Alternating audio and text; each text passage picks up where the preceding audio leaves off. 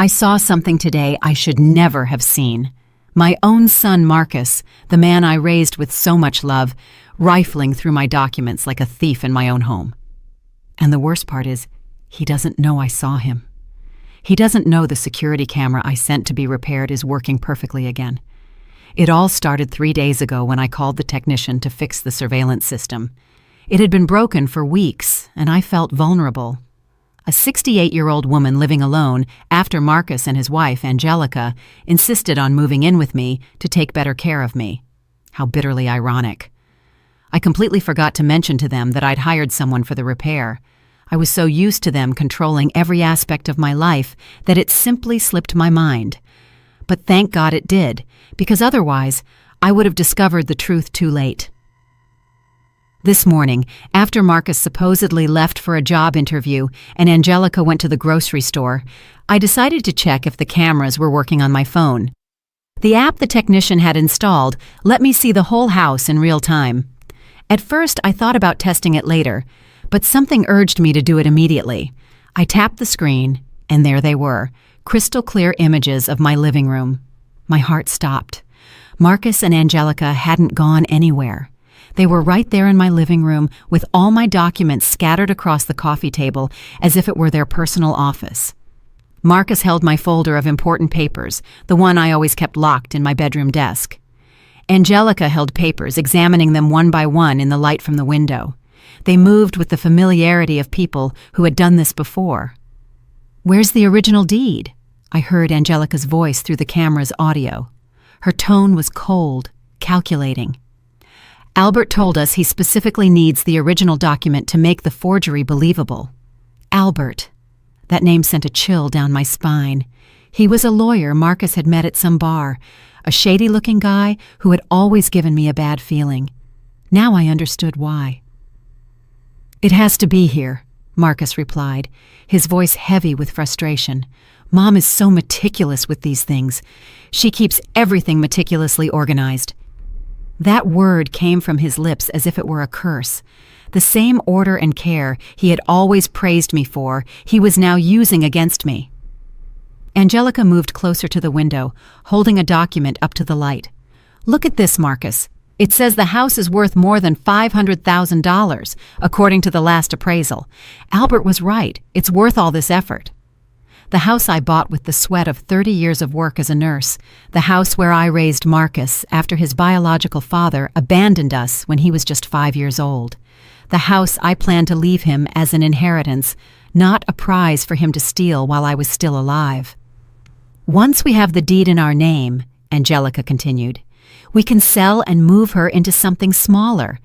A 1-bedroom apartment will be enough for her last years." Her last years. They were talking about me as if I were already dead, as if I were just an obstacle to be removed on their path to prosperity. Marcus walked toward my bedroom. I watched him through another camera as he opened drawer after drawer, searching desperately. "She has to have a safe deposit box or something. She was always so paranoid about important documents." Paranoid. Another word that once meant protection, now turned into a flaw. He came back to the living room with empty hands and a face flushed with frustration.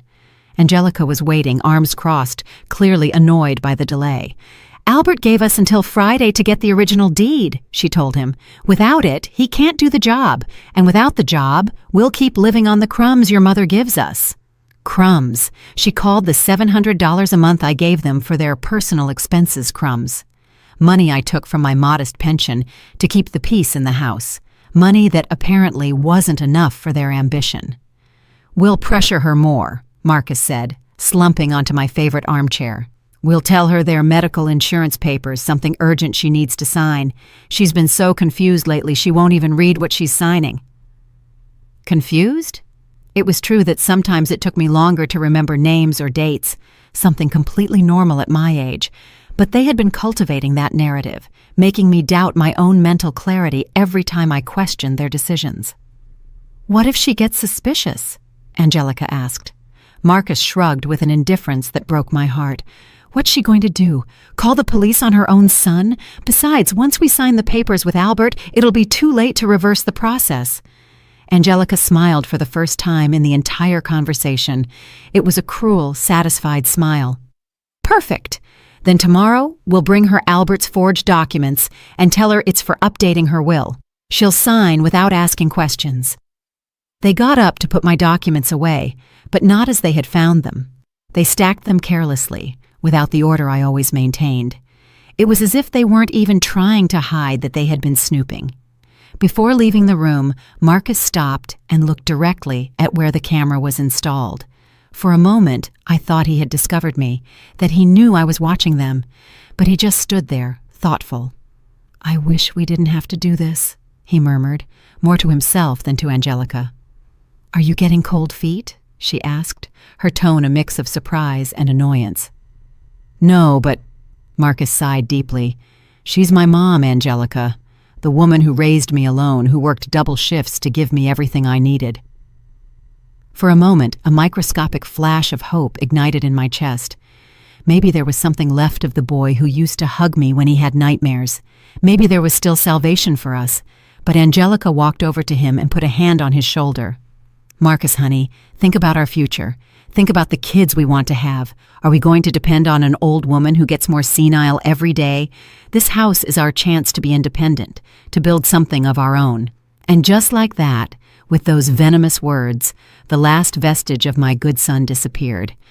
I watched his expression harden again, as greed once again took over his features. "You're right," he finally said.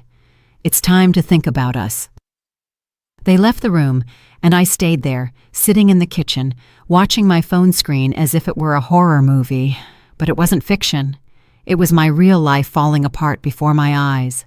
For 35 years, I had built that man. I fed him, clothed him. I educated him, comforted him in his failures, and celebrated his triumphs. I worked until I was exhausted to pay for his college. I gave up rebuilding my own romantic life to focus on him. And now my greatest creation had become my greatest betrayal. But there was something Marcus and Angelica didn't know, something that would turn them from hunters into prey without them even realizing it. I had all their conversations recorded. I had the evidence of their criminal conspiracy, and for the first time in months, I had the power to decide my own destiny. The war had just begun, and they didn't even know they had already lost. Over the next 3 days, I lived a double life I never imagined possible. On one hand, I was the same old woman, the loving mother who made breakfast, asked about their plans, and smiled when Marcus kissed my forehead before leaving. On the other hand, I was an undercover detective in my own home, documenting every move, every conversation, every piece of evidence of the greatest betrayal of my life. Technology had become my secret ally. The app the technician installed on my phone gave me access to the cameras 24 hours a day. I could see the living room, the kitchen, the main hallway, even part of the room Marcus and Angelica had made their private sanctuary. On Tuesday morning, I saw them planning their next steps. Angelica was sitting on my couch with her laptop open and several papers scattered around her. Marcus was pacing, clearly nervous. "Albert says he has the documents ready," Angelica informed him, reading something on the screen. "But he needs us to bring the original deed to make the final signature comparisons." "What if Mom notices it's missing?" Marcus asked, biting his nails, a habit he'd had since he was a child that I had always tried to correct. Angelica looked up with that cold smile I was getting to know too well. "Marcus, your mother is 68 years old. She hasn't looked at those documents in months. Besides, we can just borrow it for a few hours and return it before she even notices." Borrow it. They talked about stealing the deed to my house as if it were a library book. But what if... Marcus stopped mid-sentence and looked toward the kitchen, where I was supposedly making lunch. "What if what?" Angelica insisted. "What if she gets suspicious? I've noticed her being more attentive lately, like she's watching us." My heart raced. Had I been so obvious? Had they discovered me? Angelica laughed with disdain. "Marcus, please.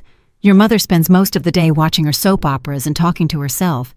If she were so attentive, she would have noticed you've been lying about looking for a job for 2 weeks." 2 weeks. So he hadn't even been looking for a job as he had told me. It was all part of their act to keep me calm while they executed their plan. "You're right," Marcus admitted, though his voice still sounded uncertain. "It's just, I don't know. I feel like she's judging me all the time." "That's your fault," Angelica retorted coldly. "You still see that woman as your saintly mother instead of seeing her for what she really is, an obstacle to our future." An obstacle.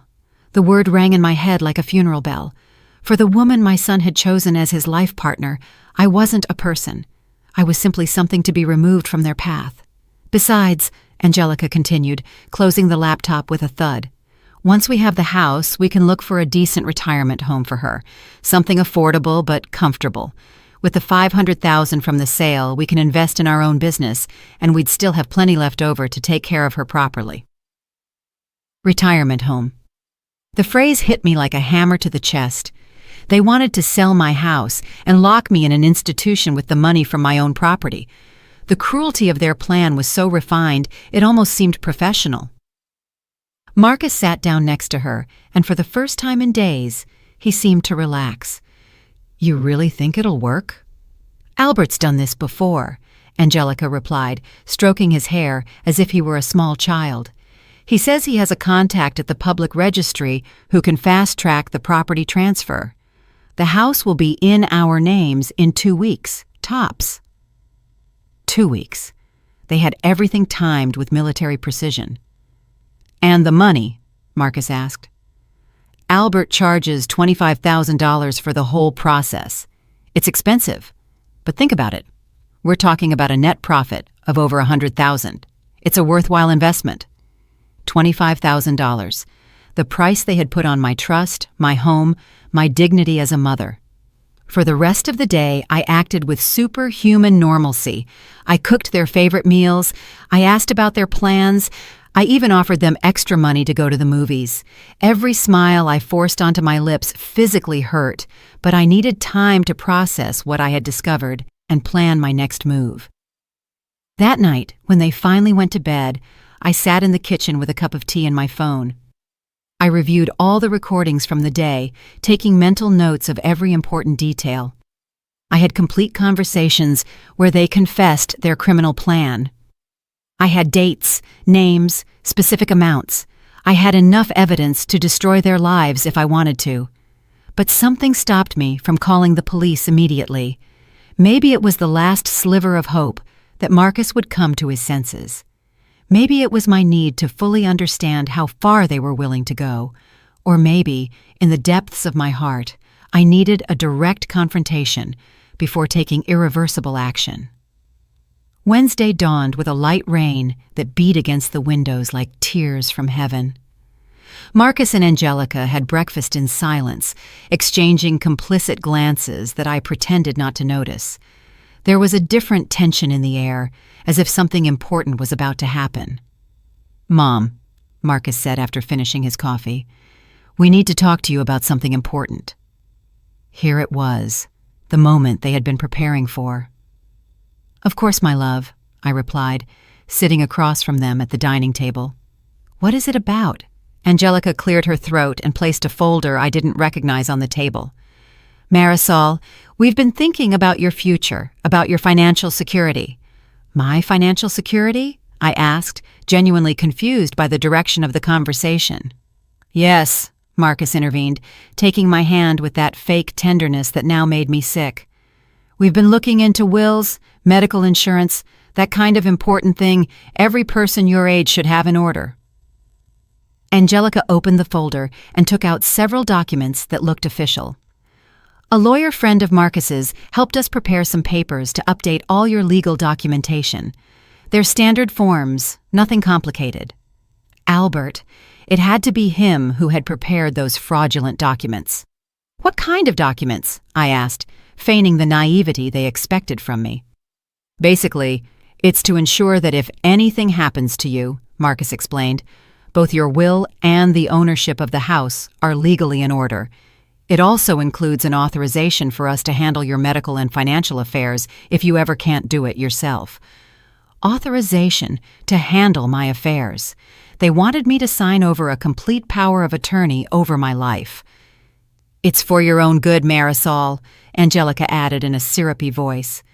Imagine if you had an accident or a serious illness. Without these papers, Marcus couldn't help you with anything legal.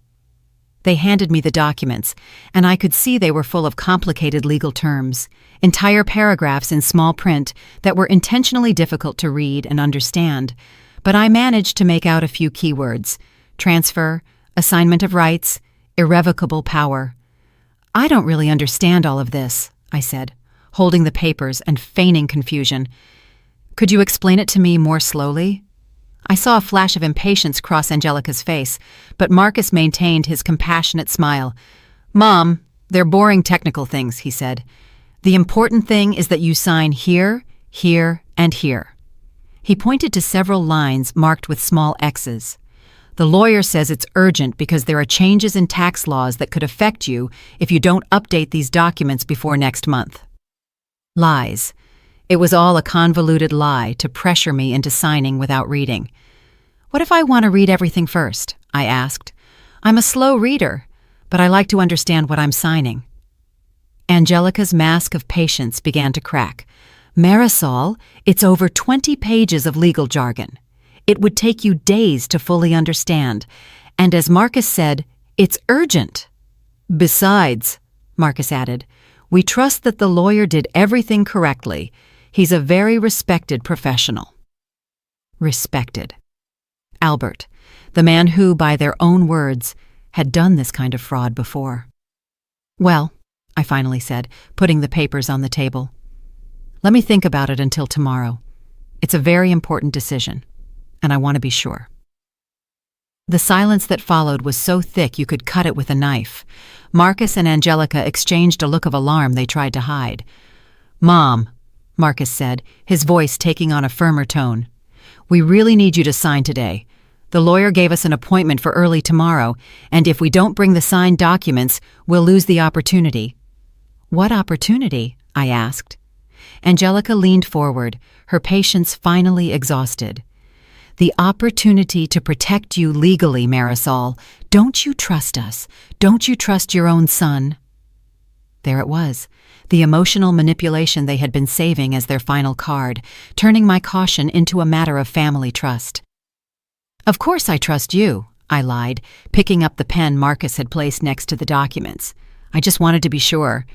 I watched them immediately relax. Their faces lit up with a mix of relief and triumphant anticipation. They thought they had won. I held the pen over the first signature line and stopped.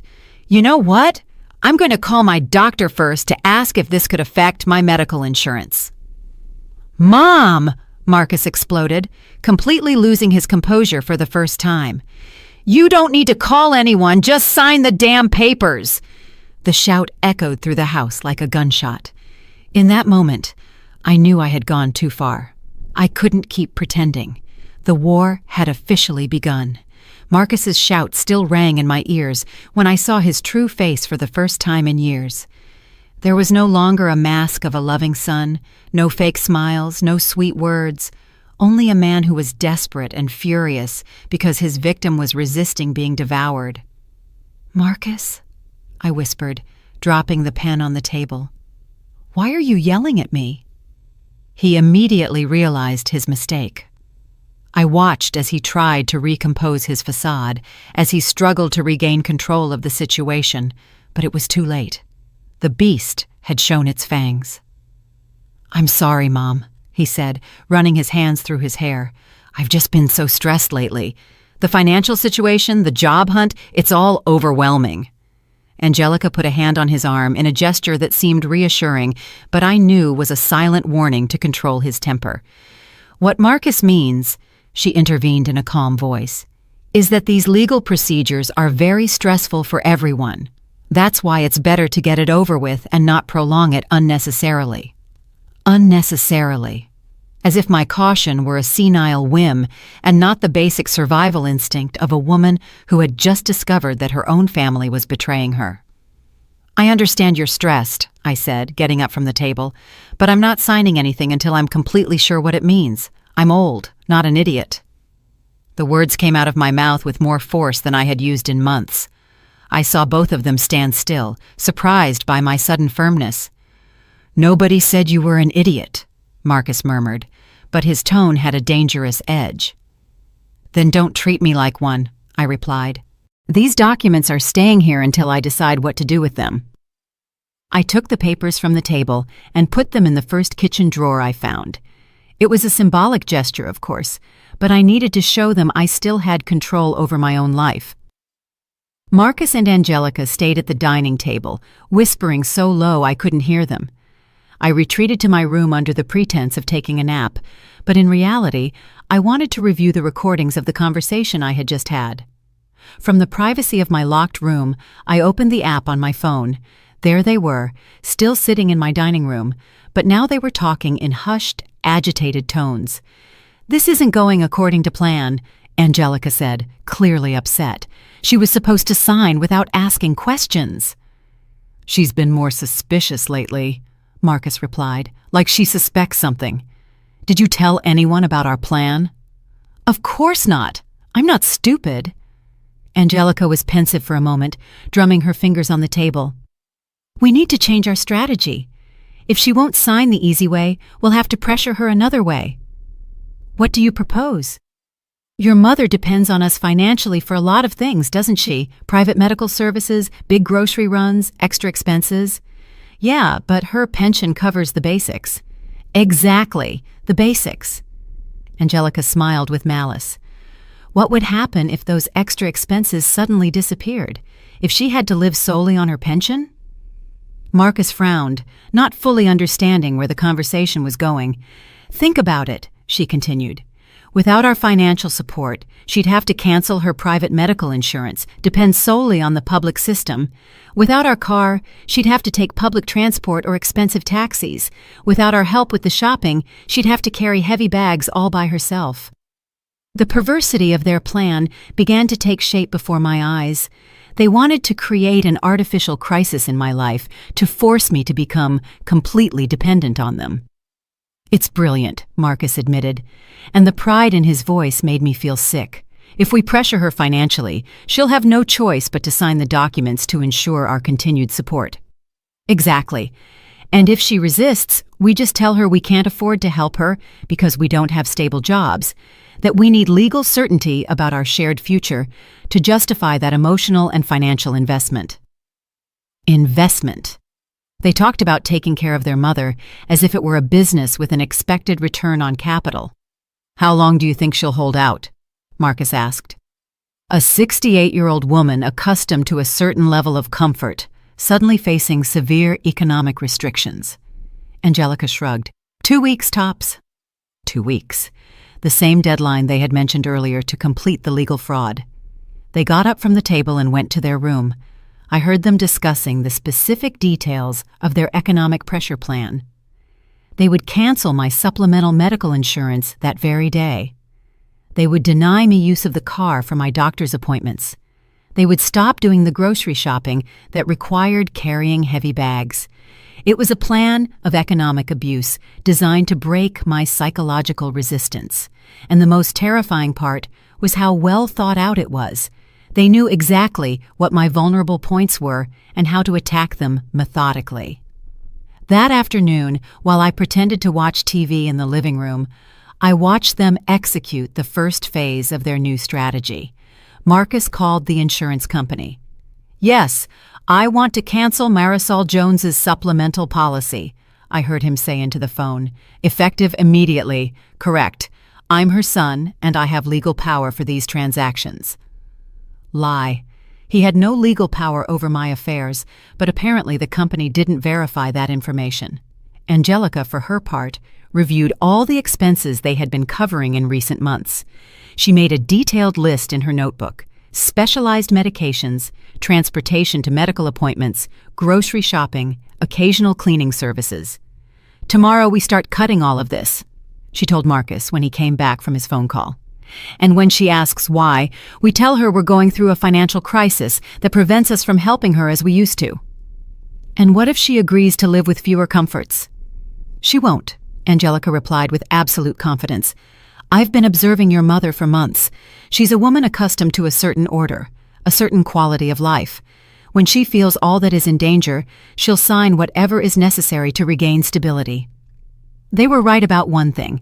I was used to a certain level of life, but they were completely wrong to think I wasn't willing to sacrifice it to maintain my dignity and independence. That night, after they fell asleep, I sat in the kitchen to plan my own strategy. I had recordings of all their conspiracies, clear evidence of attempted fraud, and now also of elder abuse. But I still wasn't ready to involve the authorities. There was something inside me, maybe the maternal part that still hoped for a miracle, that needed to give Marcus one last chance to come to his senses. I wanted to confront him directly, show him that I knew everything about his plans, and see if there was anything left of the son I had raised. I decided that the next day I would put my own plan into action. If they wanted to play with psychological pressure, I would show them how someone with 68 years of life experience does it. But first, I needed to make sure all my evidence was backed up in multiple places. I copied all the videos and audio to a USB drive that I hid in a place they would never think to look. I also sent copies by email to an account I had created specifically for this purpose.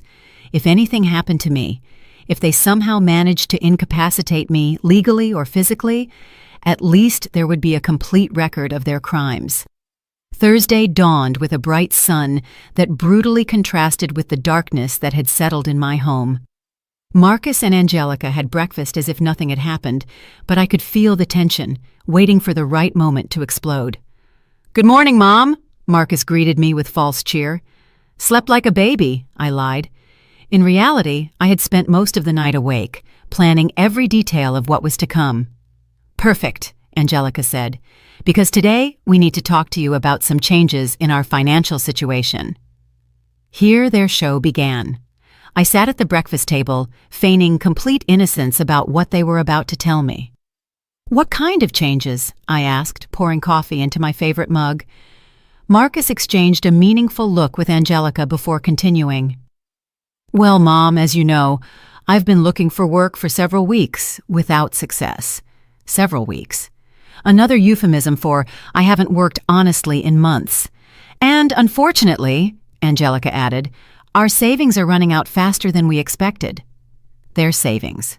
They had no savings. They lived entirely on my generosity, and we all knew it. "That means," Marcus continued, with a grave expression, "that we'll have to make some temporary adjustments to the household expenses." "What kind of adjustments?" I asked, though I already knew the answer perfectly. "Well, things like your supplemental medical insurance, using the car for non-urgent appointments, some of the extra expenses we've been covering." Marcus paused dramatically. "They're temporary measures, of course, until we find a more permanent solution." A more permanent solution? They were referring to stealing my house. "I see," I said simply, taking a sip of coffee. "And what would that permanent solution be?" Angelica leaned forward, her eyes bright with anticipation. "Well, Marisol, if we signed those legal documents from yesterday, we could have the legal security necessary to make long-term investments in our family situation." Long-term investments, selling my house, and locking me in a retirement home. "I see," I replied, remaining perfectly calm. "So the documents from yesterday weren't just for my legal protection." They froze. I had just shown that I had perfectly understood the connection between their economic blackmail and the fraudulent papers. "Mom," Marcus began, "we just want what's best for everyone." "No," I interrupted, getting up from the table. "You want what's best for you, and you're willing to destroy your own mother to get it." The silence that followed was absolute.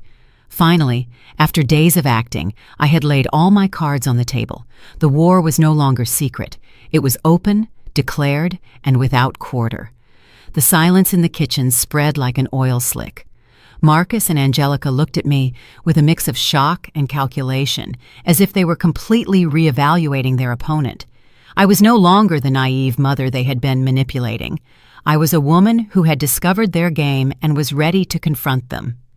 "Mom," Marcus finally said, his voice filled with a fake concern that was now repulsive to me, "I think you're misinterpreting our intentions." "Oh, really?" I replied, crossing my arms. Then explain to me why your financial crisis perfectly coincides with your need for me to sign documents you won't let me read.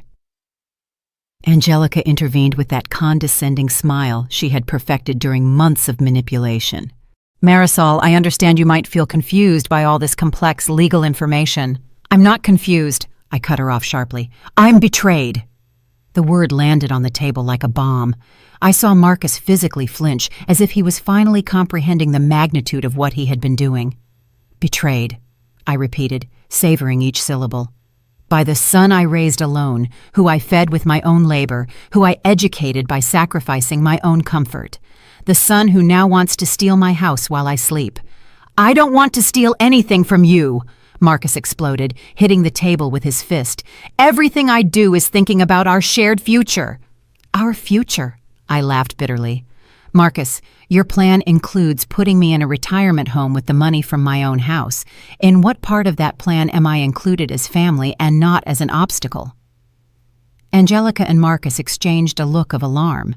I had just shown them I knew more than they had calculated.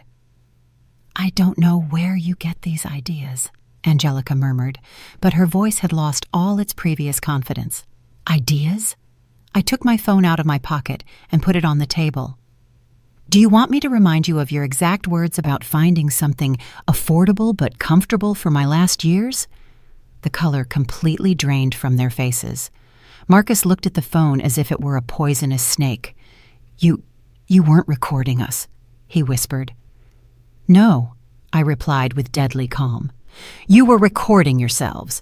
You forgot that the security camera I sent to be repaired is working perfectly, and you forgot to tell me you were going to confess all your criminal plans in my own living room. Angelica got up abruptly, knocking her chair over. How long have you been spying on us? Since Tuesday, I admitted without flinching. 3 full days of recordings where you confess your conspiracy to forge my signature, steal my house, and get rid of me. I have complete conversations about Albert, the $25,000 for the fraud, and your plans to sell the property. Marcus stood up too, but he looked more like a cornered animal than a threat. Mom, please, let me explain. Explain what? My voice rose for the first time in the conversation. That your wife sees me as an obstacle? That you've been lying about looking for a job while you plan to rob me? That you consider my life to be worth only the $500,000 you can get for my house? It's not like that, he yelled, but his eyes were filled with tears, with desperation, not sincerity. Then tell me, Marcus. I walked up to him until we were face to face. When Angelica said it was time to stop seeing me as your saintly mother and start seeing me as an obstacle, what was your response? Silence. He knew he couldn't lie because I had the exact recording of that conversation. Your response, I continued relentlessly, was, "You're right. It's time to think about us." Those were your exact words, Marcus. After 35 years of sacrificing for you, you decided it was time to sacrifice me. Marcus collapsed into his chair, covering his face with his hands. For a moment, I thought repentance had finally arrived, the realization of what he had been doing. But Angelica hadn't given up. Fine, she said, regaining some of her composure. Let's say you have those recordings. What do you plan to do with them? The question took me by surprise, not for its content, but for its tone. There was no panic, no pleading. There was defiance. Excuse me? I asked. I'm asking you what you plan to do, she repeated, crossing her arms. Because as far as I know, Marcus is still your son. Are you really going to destroy your own family for a house? The audacity of her response left me speechless for a moment. Even after being completely exposed, she was still trying to manipulate me. Destroy my family? I repeated slowly. Angelica, you two have already destroyed this family. I'm just defending myself. Defending yourself? She scoffed. A 68-year-old woman alone with no family but us. What are you going to do, Marisol? Call the police? Report your only son? There was something in her tone that put me on high alert. It wasn't just arrogance, it was confidence, as if she knew something I didn't. "If necessary," I replied. Angelica smiled, and that smile was pure malice. "And who's going to believe you? An old woman who lives alone, who by her own admission has been spying on her family, who has obvious problems with trust and paranoia." "I have proof." "You have illegally obtained recordings?" She interrupted me. "Recordings made without our consent on a property where we have a legal right of residence. Any mediocre lawyer would get them ruled inadmissible in 5 minutes." My heart began to beat faster. Was that true? Had my recordings lost their legal value because of how I got them? "Besides," Angelica continued, now walking around the table like a predator, "who's going to take a woman seriously who is clearly developing paranoid behaviors, spying on her own family, inventing conspiracies, socially isolating herself?" "I'm not socially isolating myself," I protested, but my voice sounded less certain. She stopped in front of me. "When was the last time you talked to a friend? When was the last time you left this house for something that wasn't strictly necessary? Marcus has told me how you've been behaving lately, the mood swings, the distrust, the forgetfulness." Marcus lifted his head, and for the first time since the confrontation began, he spoke with something resembling his old certainty. "It's true, Mom. I've been worried about you. That's why we wanted you to sign those documents, to ensure that if your mental health continues to deteriorate, we have the legal tools to help you." Mental health deteriorating. They were building an alternative narrative where I was the villain of the story, the paranoid old woman who had misinterpreted loving gestures as criminal conspiracies. "You two know perfectly well there's nothing wrong with my mental health," I said, but I could feel doubt beginning to filter into my voice. "Oh, really?" Angelica sat down again, but now with the confidence of someone who controls the conversation. "A woman who installs secret cameras to spy on her family, who invents elaborate theories about theft and conspiracies, who refuses to sign basic legal documents out of paranoia." "They're not theories," I yelled. "I heard you planning everything." "You heard us having normal conversations about your future and your security," Marcus corrected. "Conversations that your paranoid mind interpreted as threats." It was brilliant, diabolically brilliant. They were completely turning the situation around, converting my discovery of their betrayal into evidence of my own supposed mental instability. "Albert," I said desperately. "You talked about Albert and the $25,000 to forge documents." "Albert is a real lawyer who's helping us with real legal paperwork," Angelica replied without blinking. "The $25,000 are his fees for a complex job of updating documentation, all completely legal." "And the retirement home thing? Selling the house?" Marcus sighed, as if he were talking to a spoiled child. "Mom, we talked about future options in case you ever need specialized care. It's something all responsible families consider." I felt as if the floor were opening up beneath my feet. Every piece of evidence I thought I had, every conversation I had recorded, they were reinterpreting as evidence of my own mental decline instead of their betrayal. But you said I was an obstacle," I murmured, feeling my confidence vanish. "We said that your resistance to planning your future was an obstacle to us helping you properly," Angelica corrected in a patient tone, as if speaking to a psychiatric patient. "Mom," Marcus came closer and put his hands on my shoulders, "we're worried about you. This behavior isn't normal. The paranoia, the accusations, spying on your own family. Maybe you need to talk to someone, a professional." A psychiatrist. They wanted to make me seem crazy to invalidate any resistance to their plans. But then I remembered something they couldn't reinterpret or manipulate. "If everything is so innocent," I said, regaining some of my strength, "you won't mind showing those documents you want me to sign to an independent lawyer. Not Albert, someone I choose." The silence that followed gave me all the answer I needed. Angelica and Marcus looked at each other, and in that look, I saw the panic they had been hiding under their new manipulation strategy. "Of course," Angelica finally said, but her voice had lost all its previous confidence. "Whenever you want." But I knew she was lying, and they knew that I knew she was lying. The war had entered a new phase. It was no longer just about fraudulent documents or stolen houses. It was about my sanity, my credibility, my right to be believed. And that was a war I was not willing to lose. The next few days were the strangest of my life. Marcus and Angelica had completely changed their strategy, but not toward honesty, toward something much more sinister.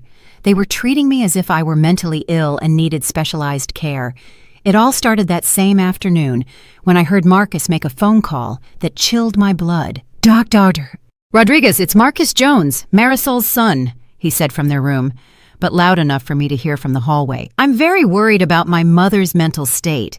She's developed some very severe paranoid behaviors." Dr. Rodriguez had been my family doctor for 15 years, a woman I trusted completely and who knew my medical history better than anyone. "Yes, doctor. Severe paranoia," Marcus continued. "She thinks we're conspiring against her, that we want to steal her house. She even installed secret cameras to spy on us. We're very worried." The horror of what he was doing paralyzed me. He was building a fake medical record about my supposed dementia, using my own discovery of their betrayal as evidence of mental illness. "When did it start?" Marcus paused, as if carefully considering his answer. "Gradually, over the last few months. But this week, it intensified a lot. Yesterday, she directly accused us of wanting to put her in a retirement home." Another pause. "Yes, doctor. I understand it's a sensitive matter, but frankly, we're scared. We don't know how far her paranoia can go." Scared. They had converted my discovery of their criminal plan into a threat against them. I ran to my room and locked the door. My hands were trembling as I opened the camera app on my phone. I needed to record this conversation too, but when I tried to access the audio from their room, I discovered there was a technical problem. That specific camera had no working audio. A coincidence? I highly doubted it.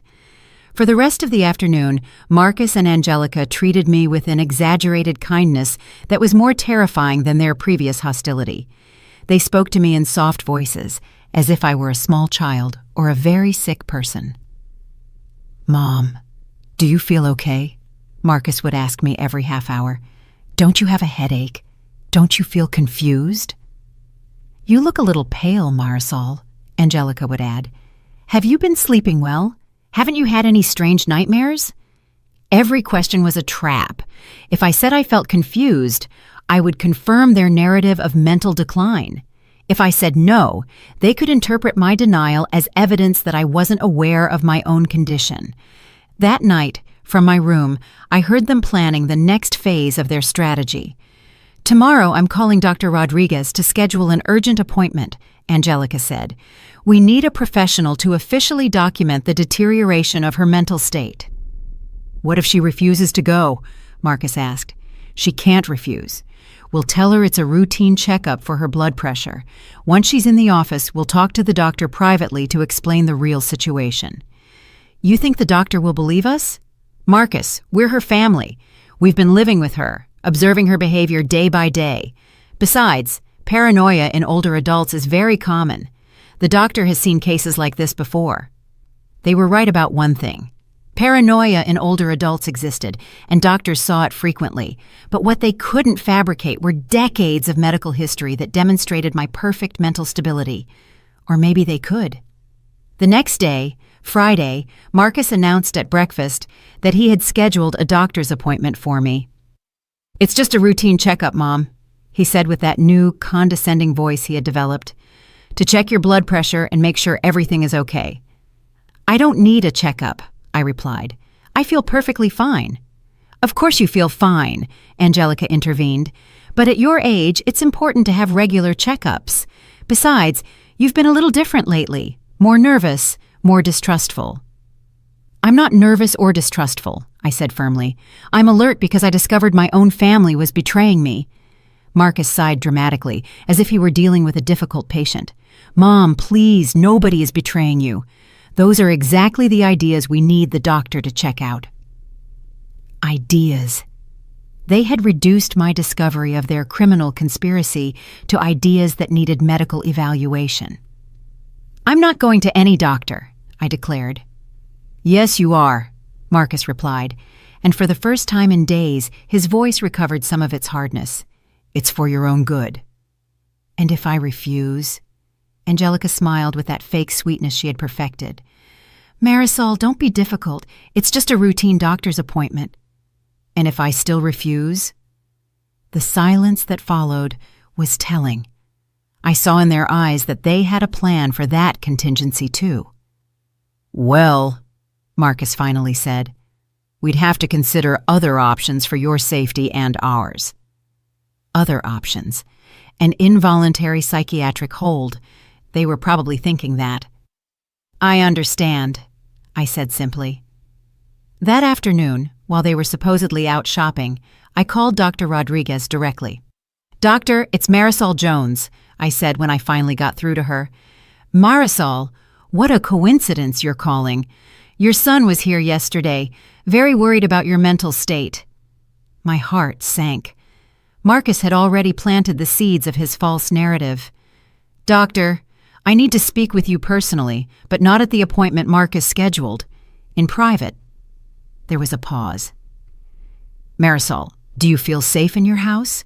Is your son treating you well?" It was a loaded question. Dr. Rodriguez had experience with elder abuse, but Marcus had managed to position himself as the concerned son instead of the abuser. "Doctor, my son and his wife are trying to steal my house using fraudulent documents. When I discovered them, they decided to make me look mentally incompetent to discredit my accusations." Another, longer pause this time. "Marisol, those are very serious accusations. Do you have any proof of what you're saying?" They destroyed all my evidence. They removed the security cameras, erased the recordings, manipulated my memory, making me believe I had imagined everything. "And how do you know you didn't imagine it?" "Because an hour ago, I heard Marcus talking on the phone with Albert, the lawyer they're going to hire for the forgery. He mentioned a $3,000 down payment and said that Angelica could forge my signature if necessary." Dr. Rodriguez took notes as I spoke. "Can you repeat exactly what you heard?" I recounted the conversation word for word. I watched as her expression became more serious with each detail. "Marisol, these are accusations of fraud and elder abuse. If they're true, we need to involve the authorities. But do you believe me? I've known your medical history for 15 years. You haven't shown any signs of cognitive decline or dementia. Your last neurological exam was completely normal. But Marcus told you I was developing paranoia. Marcus called me concerned. That's true. But after hearing your version, I think there's another explanation for your so-called paranoia." "What is it?" "That it wasn't paranoia at all. It was correct intuition about a real threat." For the first time in days, I felt validated. I wasn't crazy. I hadn't imagined anything. My instinct had been correct from the beginning. "What do you suggest we do?" I asked. "First, we're going to do a full cognitive exam right here to officially document that you are in perfect mental faculties. Second, I'm going to give you the contact of a private detective specializing in cases of family abuse. Third, we're going to talk to a lawyer specializing in elder protection.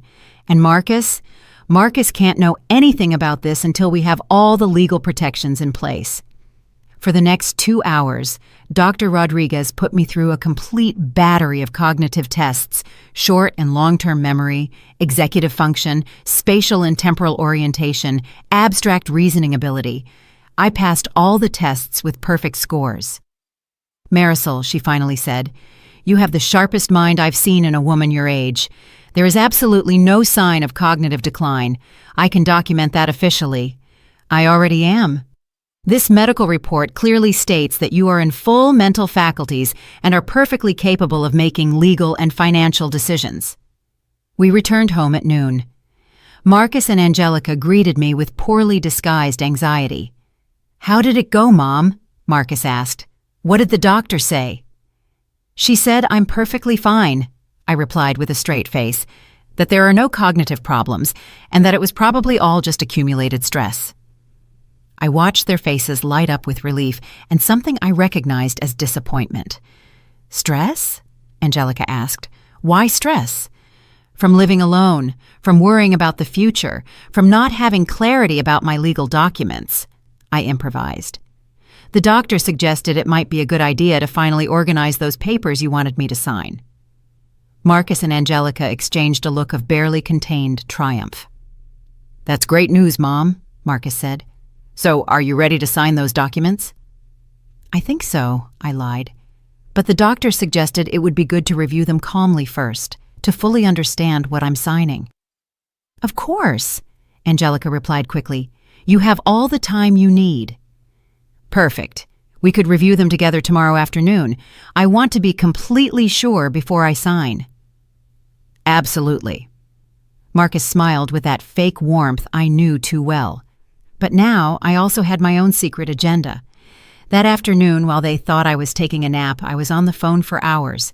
First with the private detective Dr. Rodriguez had recommended, then with the lawyer specializing in elder protection.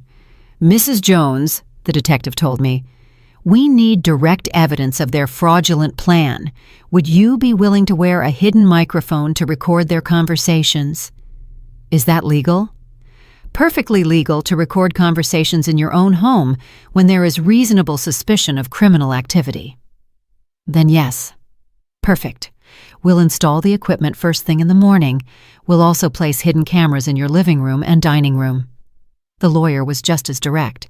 With the recordings you get and the medical report from Dr. Rodriguez, we'll have a solid case not only to prevent the fraud, but to criminally prosecute your son and daughter-in-law.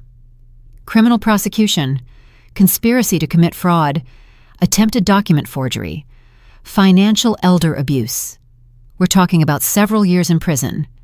Several years in prison for Marcus, my son. Is there an alternative? I asked.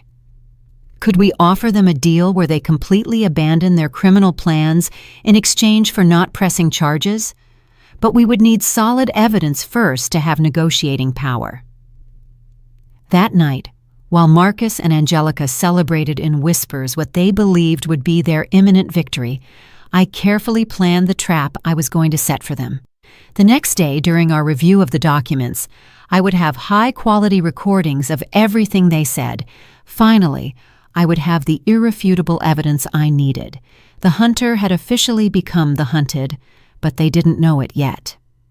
Tuesday morning arrived with a crystal-clear light that seemed to portend the end of this nightmare. At 7 a.m, while Marcus and Angelica were still asleep, the private detective and a specialized technician arrived discreetly at my house. In less than an hour, they had installed high-quality microphones on my clothes and microscopic cameras in strategic locations in the living room and dining room. Everything was completely invisible, but capable of capturing every word and every gesture with perfect clarity. Remember, Mrs. Jones, the detective instructed me before leaving, try to get them to specifically confess to their forgery plans. We need them to say clearly that they are going to forge your signature or that they are going to use fraudulent documents. And if they get suspicious, act exactly as you have been acting. Be cooperative but cautious. They expect you to be that way after everything that has happened. At 2 p.m, just as we had agreed, we sat down at the dining table to review the documents. Marcus had spread all the papers on the table, and Angelica had a pen ready next to each page that required a signature. "All right, Mom," Marcus began with that exaggerated patience he had perfected. "We're going to review each document so you understand exactly what you're signing." "Perfect," I replied, discreetly adjusting my blouse to ensure the microphone would pick up everything clearly. Marcus started with the first document, explaining it line by line. It was indeed a power of attorney, but it was worded in a way that would give them almost absolute control over my finances and property. "This document," he explained, "would allow us to handle your affairs if you ever couldn't do it yourself." "And what exactly does couldn't do it myself mean?" I asked. Angelica intervened. "Well, if you had an illness, or if your memory started to fail, or if you simply decided it was too much work to handle everything alone." Or if you two decided my memory was failing? I asked with apparent innocence. Marcus tensed slightly. Why would you say that, Mom? Well, after what happened last week when you thought I was developing paranoia. That was different, he replied quickly. You were showing real symptoms of confusion. Real symptoms or convenient symptoms? The silence that followed was tense. I watched as Marcus and Angelica exchanged warning glances. I don't understand what you mean, Angelica finally said. I mean, it's very convenient that just when I discover you want me to sign documents I don't fully understand, I suddenly develop memory problems that justify you taking control of my life. Marcus leaned forward, his patience beginning to crack. Mom, no one is trying to control your life. No? Then explain to me why this document gives you the power to sell my house without my consent. It doesn't say that, Angelica protested. Yes, it does, I insisted, pointing to a specific clause. It says here that you can dispose of real estate as you see fit for the welfare of the grantor. Marcus sighed in frustration. Mom, that clause exists for emergency situations, if you needed expensive medical care, for example.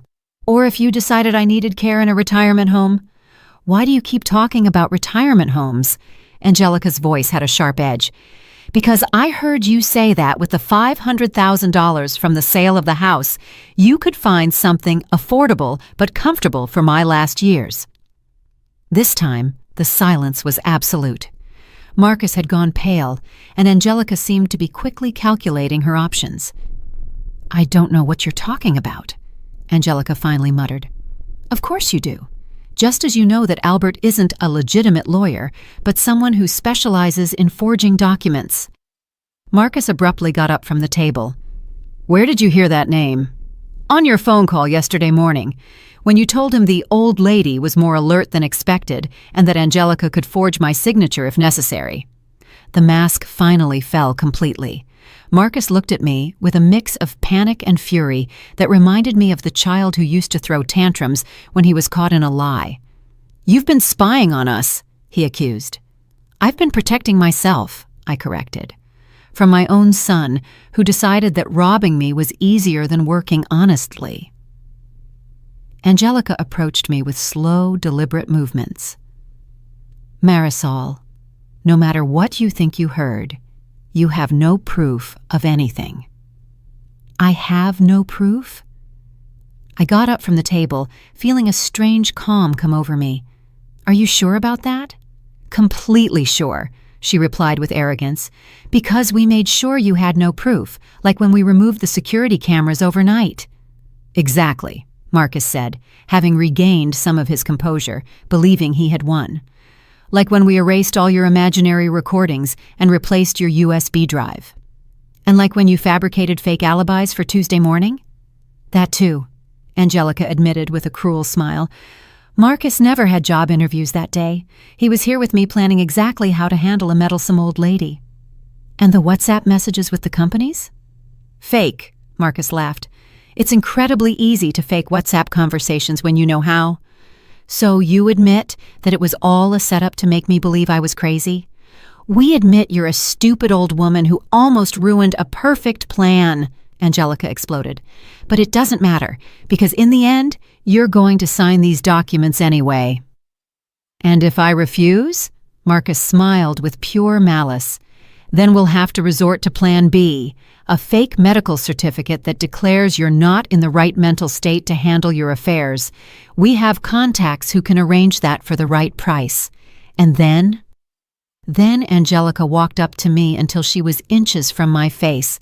We put you in the cheapest place we can find and sell this house to finance our future. Our future without you, Marcus added with absolute coldness. Because frankly, Mom, you've already served your purpose in our lives. There it was, the complete, clear, and irrefutable confession of their entire criminal plan. I see, I said simply. And you feel absolutely no remorse for betraying the woman who cared for and loved you. Remorse? Marcus laughed bitterly. For a woman who's had us living like parasites on her crumbs? This house is worth a fortune, and we've been living like beggars, waiting for your monthly handouts." "Handouts of $700 a month," Angelica added with disdain, "when we could be living like millionaires."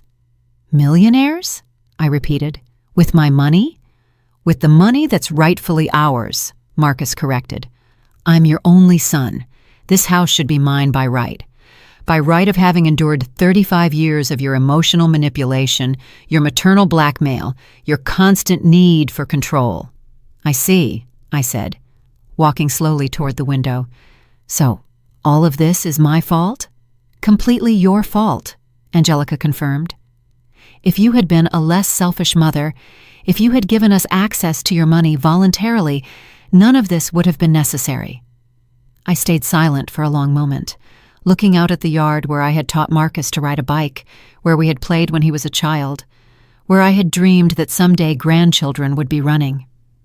"Well," I finally said, turning to face them, "I guess now I completely understand who you really are." "And now that you understand," Marcus held the pen out to me, "you can sign these documents and make all of this easier for everyone." I took the pen in my fingers and held it over the first page. "You know what, Marcus?" I told him with a smile he didn't know how to interpret. "You're right about one thing." "What?" "That I'm a stupid old woman." And then I dropped the pen on the table. "But I'm not so stupid as to sign my own death sentence." The look of confusion on Marcus and Angelica's faces lasted for exactly 3 seconds before the front door opened and the private detective, 2 uniformed police officers, and my elder protection lawyer walked in. "Good morning," the detective said in a professional and calm voice. "I'm Detective Johnson. Marcus Jones and Angelica Williams are under arrest for conspiracy to commit fraud, attempted document forgery, and elder financial abuse." The shock on their faces was absolute. Marcus stood frozen like a statue, while Angelica began to back away toward the kitchen as if she could somehow escape what was happening. "This is impossible," Marcus murmured, looking at me as if I were a ghost. "You have no proof of anything." I discreetly took the small microphone I had hidden under my blouse during the whole conversation and put it on the table next to the fraudulent documents. "Actually, I have high-quality recordings of the entire conversation we just had. Recordings where you explicitly confess to your plan to forge my signature, steal my house, institutionalize me against my will, and obtain fake medical certificates to have me declared mentally incompetent." The lawyer walked up to the table and began to collect the documents as he explained. "In addition to the audio recordings, we have high-definition video of this entire conversation, thanks to the cameras we installed this morning while you were asleep. We also have a complete medical report from Dr. Rodriguez that categorically states that Mrs. Jones is in perfect mental faculties and is completely capable of making legal decisions." Angelica finally found her voice, although it sounded broken and desperate. "This is an illegal trap. You recorded us without our consent." "False," the detective replied with professional patience. "Mrs. Jones has the absolute right to record conversations on her own property when there is reasonable suspicion of criminal activity. Besides, you voluntarily confessed all the details of your conspiracy without any coercion." Marcus finally reacted, but not with remorse, with blind fury. "This is all your fault, old lady. If you had been a normal mother, if you had treated us like real family instead of constantly controlling us, none of this would have been necessary." "Marcus," I said with a calm that surprised me, "for 35 years, I worked double shifts as a nurse to give you everything you needed. I gave up rebuilding my romantic life to focus completely on your education and well-being. I paid for your college in full. I supported you financially every time you lost a job. I opened the doors of my house to you when you had nowhere to live." One of the police officers began to read Marcus his rights as he put on the handcuffs, but I continued to speak because I needed to say these words that had been growing in my chest for weeks. All I asked for in return was respect, honesty, and something resembling the filial love any mother deserves. Instead, you chose to see me as an obstacle to your financial prosperity, as an inconvenient old woman you could manipulate, rob, and discard when I was no longer useful to you." Angelica, as the second police officer also put handcuffs on her, yelled in desperation, "We took care of you! We lived with you! We kept you company! We helped you with everything!" "You took care of me like vultures care for a dying animal," I retorted, without raising my voice, waiting patiently for the right moment to devour the remains. "The only difference is, you didn't wait for me to die naturally. You decided to speed up the process through fraud and psychological manipulation." The detective explained to me as they led Marcus and Angelica toward the door.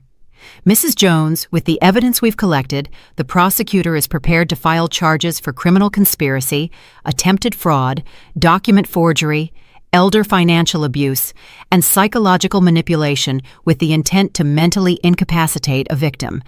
We're talking about sentences that could range from 5 to 15 years in prison for each of them." "And if I wanted to offer them some kind of deal?" I asked, feeling that last vestige of maternal love that never seemed to completely die. My lawyer intervened. "We could consider a deal where they renounce any future claim on your property or inheritance, stay at a minimum distance of 500 feet from you permanently, and complete rehabilitation programs for family abuse. In exchange," he continued, "you could consider not insisting on the maximum criminal sentence." Marcus, from the front door, with his hands cuffed behind his back, looked at me with eyes that mixed hatred and desperate pleading. "Mom, please think about it. I'm your only son. Are you really going to destroy your own family for a house?" The question that had been tormenting me for days finally had a clear and definitive answer. "Marcus, you destroyed this family the moment you decided my life was worth only the dollars you could get for my house. I'm simply protecting what's left of my dignity and my right to live in peace for the years I have left."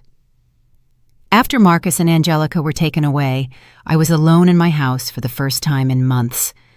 The silence was profound, but not terrifying. It was the silence of recovered peace, of eliminated danger, of betrayal finally exposed and punished. I sat on my favorite armchair, the same one where I had so often comforted Marcus as a child, where I had read him stories, where we had watched movies together during his adolescence. Now it was simply my armchair again, in my house, in my life that finally belonged entirely to me. 3 months later, Marcus and Angelica accepted the deal we offered them. They gave up all rights to my property, agreed to stay away from me permanently, and completed rehabilitation programs. In return, they served only 18 months in prison instead of the 10 years they could have faced. Some people ask me if I didn't regret being so hard on my only son. My answer was always the same. I didn't regret raising him when he was a defenseless child who needed love. I only regretted not having understood sooner that maternal kindness should never be practiced at the cost of self-destruction. Now I live peacefully in my home, surrounded by neighbors who have become my new chosen family. I have learned that true family is not defined by blood or legal documents, but by mutual respect, honesty, and genuine love.